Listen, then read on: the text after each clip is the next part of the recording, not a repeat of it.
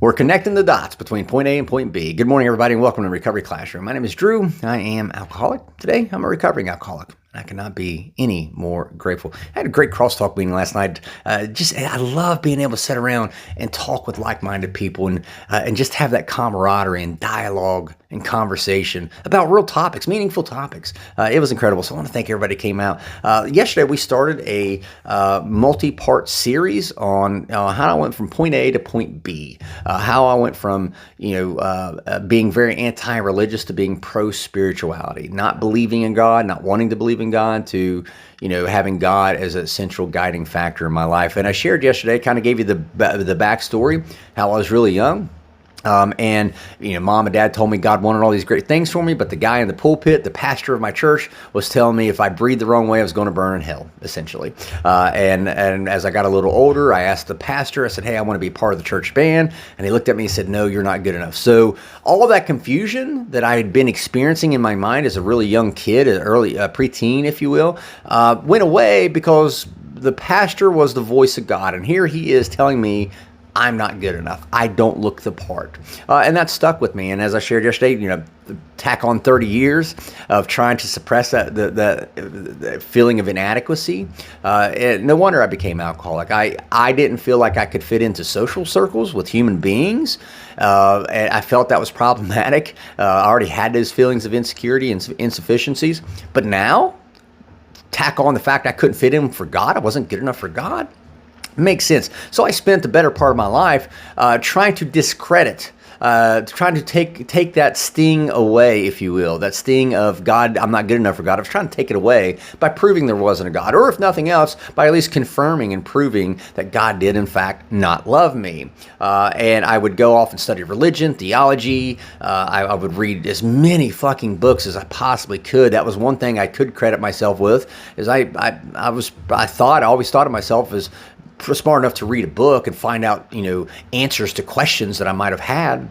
But yeah, the better part of my life, I was out to prove that God did not want anything, to confirm that my suspicion that God wanted nothing to do with me. Came into the rooms in 2013 because by that point I picked up this thing called alcoholism, and I heard God. I heard the word God whenever I walked into the rooms of recovery, and in my mind I immediately reverted back to the God that other people told me about from my childhood, my parents, my pastor, my neighbors, the clergy members, all that. And so when I heard that in 2013, I said, yep, AA is not for me.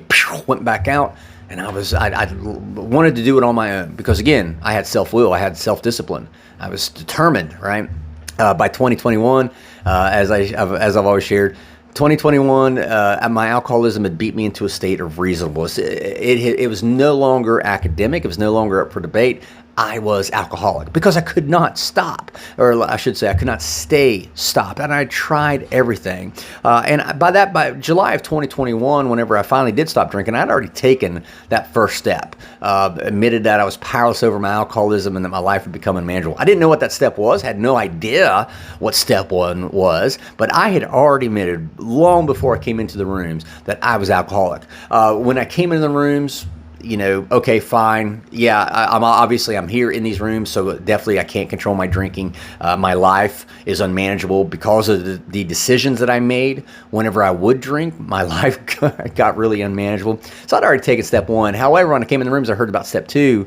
Came to believe that a power greater than myself could restore me to sanity. That was the problem. That was the crux for me. Because again, I immediately thought back to God. They're talking about God, that God from my childhood who wants nothing to do with me. I knew there was a God out there that could restore me to sanity. I just wasn't too terribly sure that he would restore me to sanity. But the key here for me, at least at this point in my life, is something shifted. I went from trying to prove God didn't love me, the priority of trying to prove that, to where my new priority became, oh shit, I got to stop drinking. And so my desire to stop drinking outweighed, or weighed more, I should say, than the priority of me trying to prove God didn't love me. And so, especially when I came into the rooms and I promised the gentleman who made me promise that to read chapter 4 of the Big Book. Chapter 4 of the Big Book is what turned everything around for me. And I remember reading the line on page 44, if, when you honestly want to, you find you cannot quit entirely, or if when drinking you have little control over the amount you take, you are probably alcoholic. If that be the case, you may be suffering from an illness which only a spiritual experience will conquer. So right there in that line, when I read that, I was like, wait a minute, this is me. I've already taken that step one. I based on what this book is saying I got a spiritual illness that only a spiritual experience will conquer. And that's what started me down the road of diving into chapter 4. As we progress, as we go the next installment of this series, we will talk more about some of those passages that really stuck out.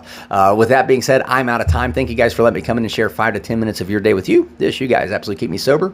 I could be more appreciative. We'll be talking again soon. Remember, guys, you can't get drunk if you don't take the first drink.